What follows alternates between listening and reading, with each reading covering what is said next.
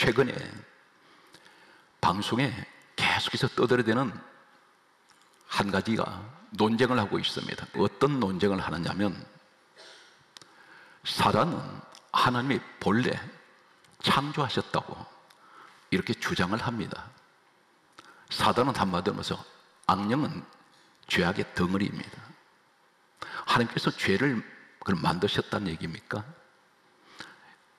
그 편에 서서 동조하는 많은 사람들이 있습니다.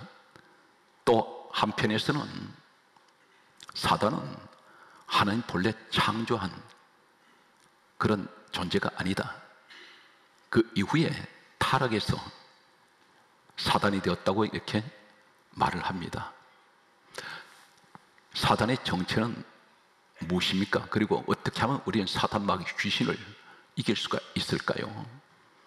약 30분 내로 해서 말씀을 요약해서 정리를 하겠습니다. 가장 정확한 것은, 사단의 정체를 알 수 있는 것은 성경 말씀입니다. 왜 그러냐면 디모데후서 3장 16절에는 성경은 분명히 이렇게 말씀하셨습니다. 모든 성경은 하나님의 감동으로 기록이 되었습니다.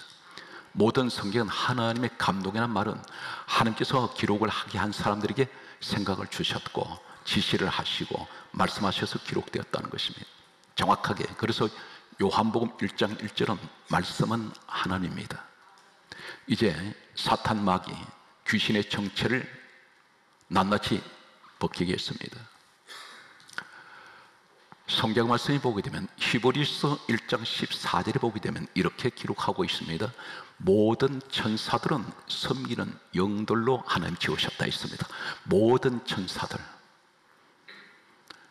천사들은 하나님께서 섬기는 영들로 지으셨는데, 다시 말해서 부리는 영들입니다.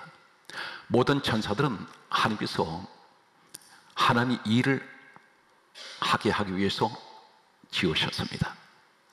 그런데 유다서 1장 6절에 보게 되면 이렇게 말씀합니다. 자기 지위를 지키지 아니하고 자기 처소를 떠난, 정확하게 성경은 한 구절 한 단어도 틀리지 않게 소개합니다.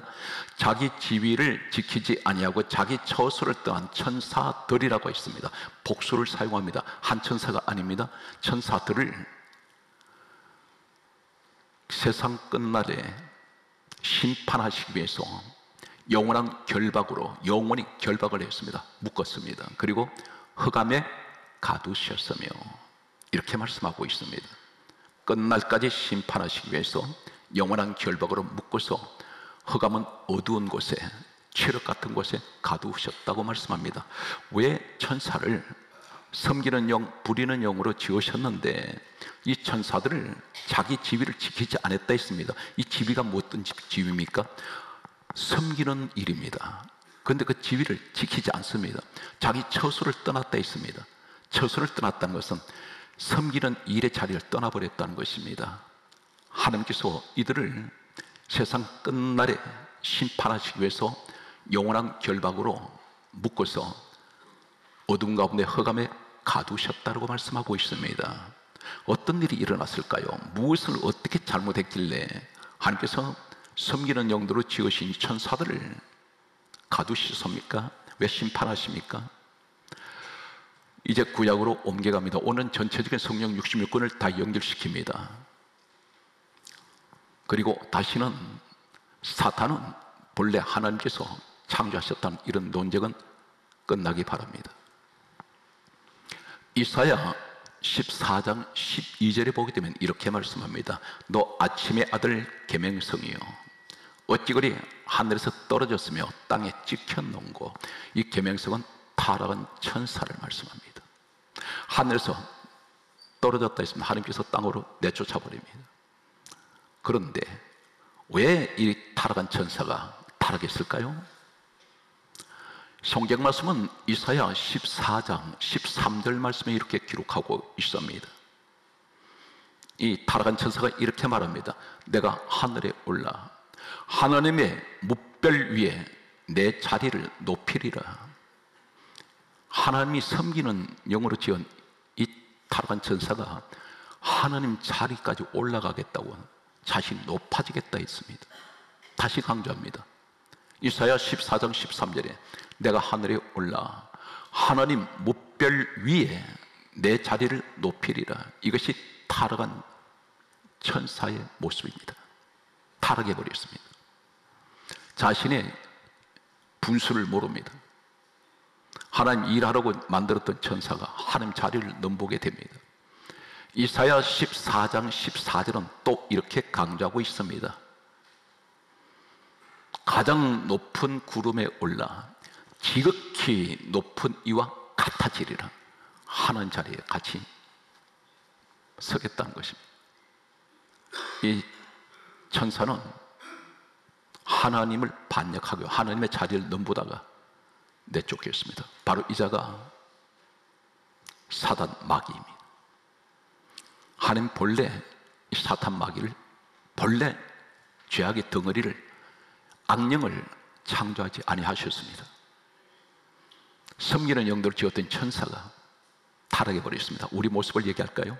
저 사람 평소에 참 선했는데, 참 착한 사람이었는데, 모범적이었는데 어느 날 무엇이 좀 자신한테 많은 것이 재물이 들어오고 지위가 높아지니까 사람이 교만해져 버렸습니다.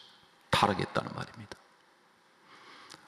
이러한 모습이 바로 사단 마귀의 모습입니다. 성경 말씀은 계속해서 옮겨가겠습니다. 이번에는 에스겔 28장 12절을 소개합니다. 두로왕이라는 이름이 나옵니다.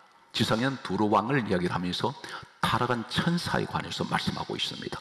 왜 타락한 천사를 얘기하면서 두로왕을 얘기할까요? 바로 이 두로왕이 어떤 자이면 역사에 보면 바로 사탄 마귀의 추종자입니다. 우상 숭배자입니다. 극렬한 우상 숭배자였는데 하나님만 섬기던 이스라엘 땅에 우상을 들어오게 했던 자가 이 두로왕이라는 자입니다. 다시 말해서 두로왕의 모습을 통해서 타락한 천사의 모습을 얘기하시는 것은 이 두로왕은 너가 타락한 천사 사탄 마귀와 같은 그런 모습으로 말씀하고 있는 것입니다. 여기에서 에스겔 28장 성경 말씀을 보게 되면 13절에 이렇게 말씀합니다. 하나님께서 이 타락한 천사장은 어떤 목적으로 하나님 섬기는 영으로 지으신다면 너가 지으심을 받던 날에 소고와 비파가 준비되었도다, 이렇게 말씀하십니다. 지으심을 받던 날에 이 타락한 천사를 만드실 때 무엇을 미리 준비하시냐면 소고와 비파, 악기입니다. 악기. 소고라는 악기와 비파라는 악기가 있습니다. 이것을 미리 준비해 두셨습니다. 다시 말해서 찬양하는 천사들이었습니다. 찬양 천사장. 그렇게 준비하셨습니다. 그런데 성경은 대단히 중요한 말씀을 합니다. 에스겔 28장 성경 말씀을 보게 되면 이렇게 기록하고 있습니다. 14절과 16절을 보면 거룹이라는 말씀이 나옵니다. 거룹. 거룹아, 이렇게 말씀해요. 이 거룹이 어떤 뜻이냐면 원어에는, 히브리어에는 케르브라는 이 말은 천사 거룹이라는 뜻입니다. 거룹 천사들. 그런데 이 자들이 바로 에스겔 28장 17절에 보면 마음이 교만하여 하나님 땅으로 던져버렸습니다. 사랑하는 성도 여러분, 교만이 어디서 시작된지 아십니까? 우리 주변에 보면 대단히 교만한 사람 많습니다. 조금 다른 사람보다 조금 더 지식이 있다고 해서 교만해진 사람이 있고, 공부 조금 더 했다고 교만해진 사람이 있고, 명문대 나왔다 해서 교만한 사람이 있습니다. 아무 의미가 없습니다. 돈이 다른 사람보다 좀 많이 내가 가지고 있다고 교만한 사람, 세상 권력이 있다고 교만한 사람, 이런 사람들이 있는데 교만의 원조가 누구인지 아십니까? 성령을 받은 분이 아닙니다. 이 사람들은 성경 말씀은 이렇게 기록하고 있습니다. 에스겔 28장 17절에 교만한 사람은 악령으로부터 시작되고 있습니다. 사탄 마귀, 타락한 천사. 그래서 성경은 항상 우리 예수님이 누구신가요? 우리 주님의 성품은, 성령이 늘 함께 하셨던 주님은 마태복음 11장 29절에 예수님은 겸손하십니다. 나는 마음이 겸손하고 온유하니. 겸손의 반대가 뭡니까? 교만입니다. 성령의 사람은 어떤 것을 많이 가지고 누리고 있어도, 아무리 세상에 잘났어도, 권세가 하늘 찔러도 결코 교만하지 않습니다. 달란치하지 않습니다. 여기에서 중요한 말씀이 이제 또 소개되고 있습니다. 성경 말씀 보게 되면 계시록 12장 9절에 이렇게 말씀합니다. 에뱀 곧 마귀라고도 하고 사단이라고 하는 온천을 꿰는 자가 땅으로 내쫓기니, 이렇게 말씀합니다. 여기서 마귀라고도 하고 사단이라고 했습니다. 그 사단 마귀는 같은 존재인데, 마귀란 뜻은 어떤 뜻을 가지고 있냐면 대적자입니다. 하나님을 대적하는 사람, 교회를 대적하는 사람, 성령의 사람을 대적하는 자들이고, 참소자는, 사탄이란 말은 참소자입니다. 이 참소가 헐떡을 참 아래수를 쓰는데 한자에 보게 되면 자꾸 남의 허물을 자꾸 헐떡습니다. 그리고 아렐손 뭡니까?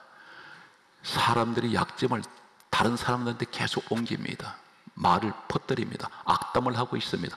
이런 사람은 한 가지 기억하십시오. 성령의 사람은 결코 아닙니다.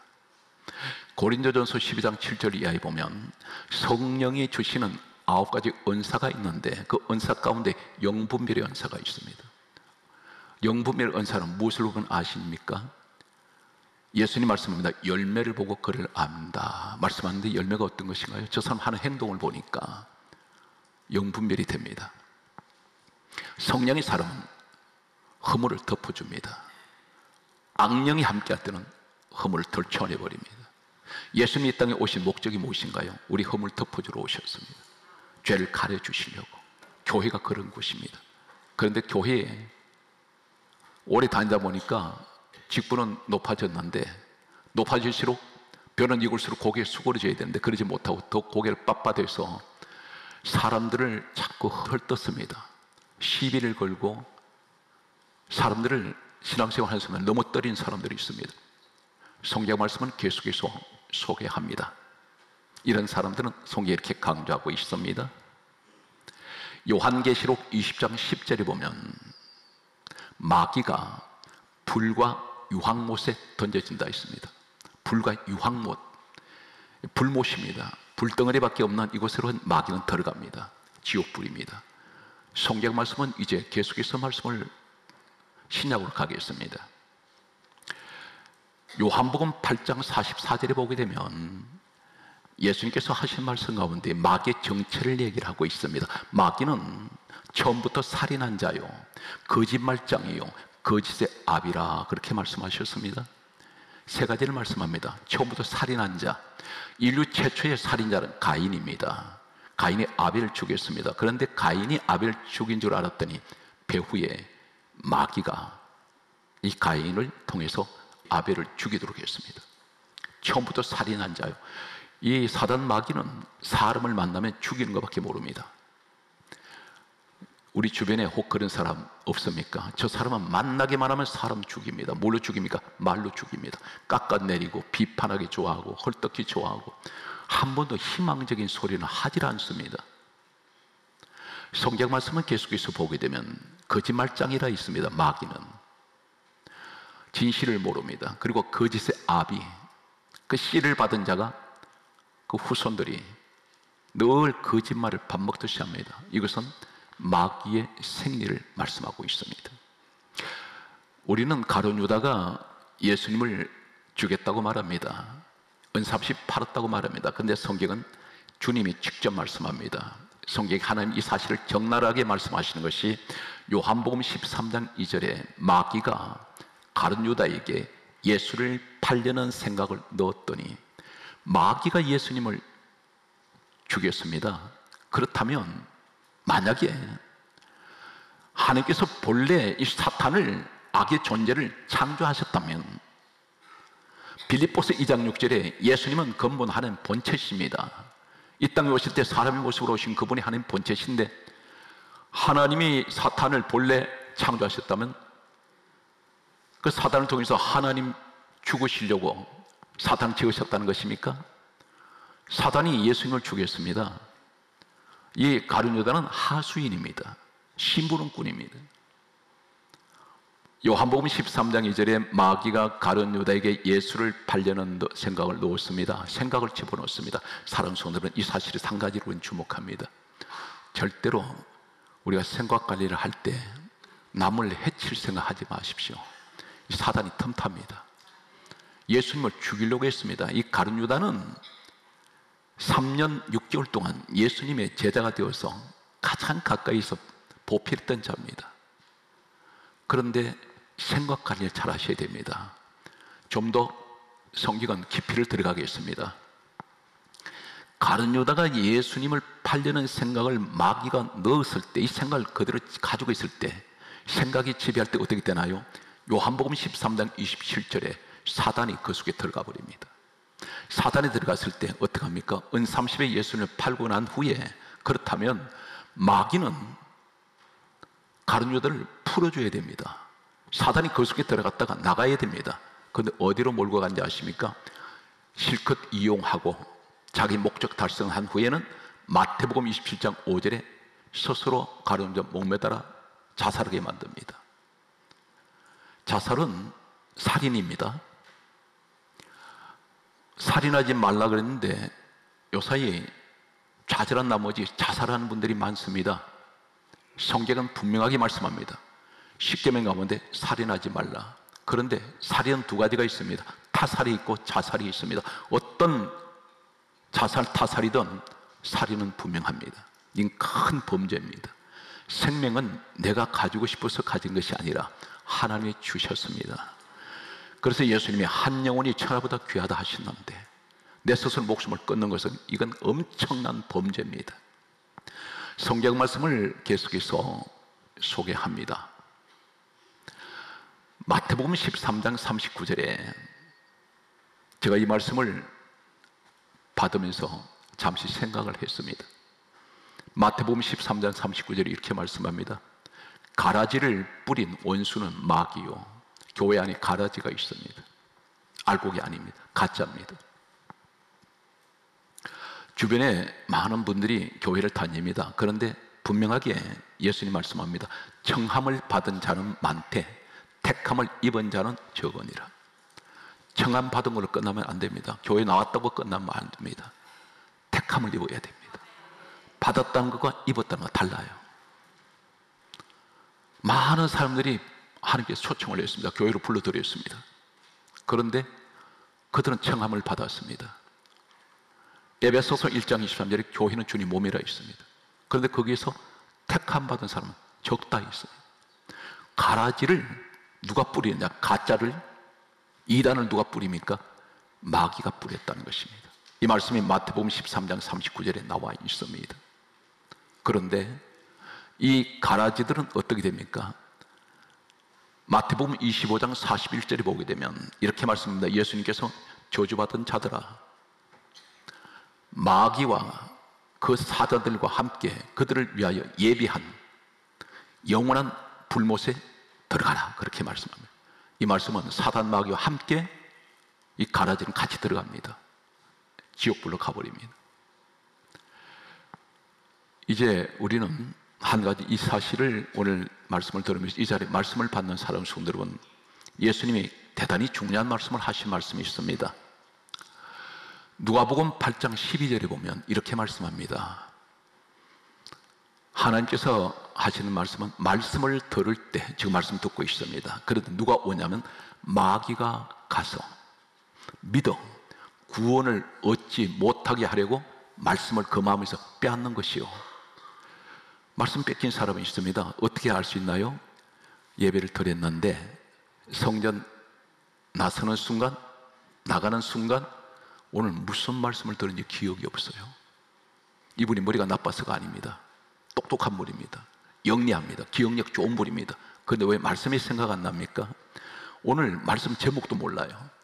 이것은 영적으로 봤더니 마귀가 믿어 구원을 얻지 못한, 마귀는 정확하게 합니다. 그 말씀을 듣다가 믿어버리면 구원을 받습니다. 그런데 믿지 못하도록, 구원받지 못하도록 말씀을 가로채버린다는 것입니다. 내 마음에 말씀이 사라졌습니다.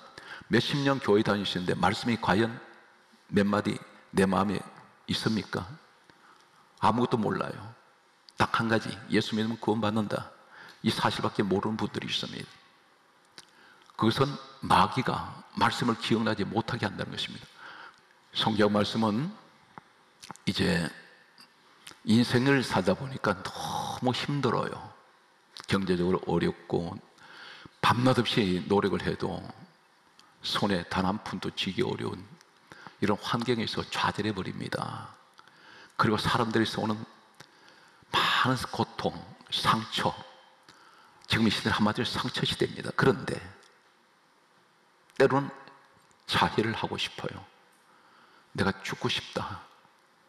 마음에 자꾸 고통을 내 스스로가 그걸 만들어내고 있는 사람들이 있습니다. 생산을 합니다. 성경에 이 사실 뭐라고 하는지 아십니까?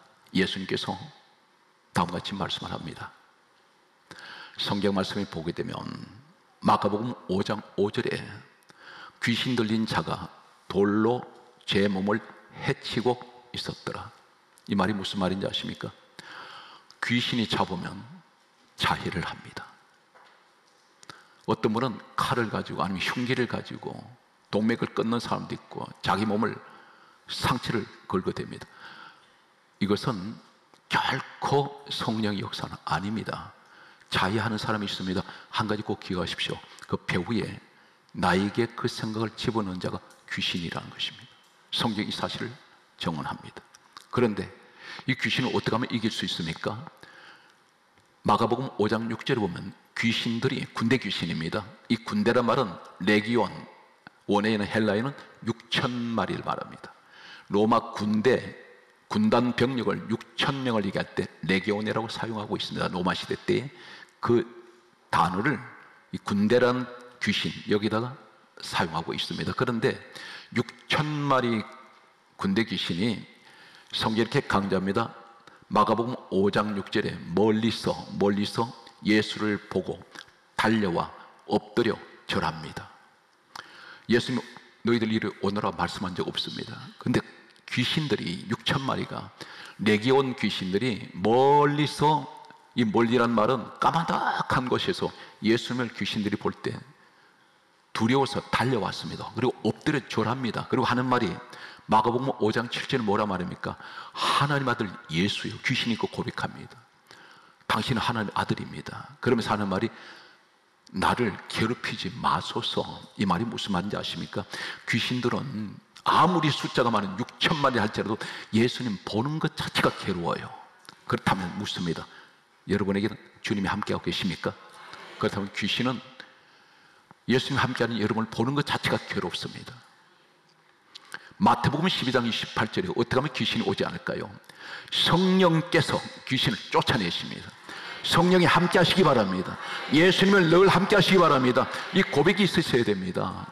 기도할 때 주님께서 오늘 또 저를 지켜주시면 저는 믿습니다. 성령님이 내 마음에 내주하심을 나는 믿습니다. 주여 어느 곳을 가든지 원수마귀 시험하지 못하도록 우리 가정을 지켜주시고 하나님 나의 삶 속에 늘 함께하여 주옵소서. 이 고백이 있으시길 바랍니다.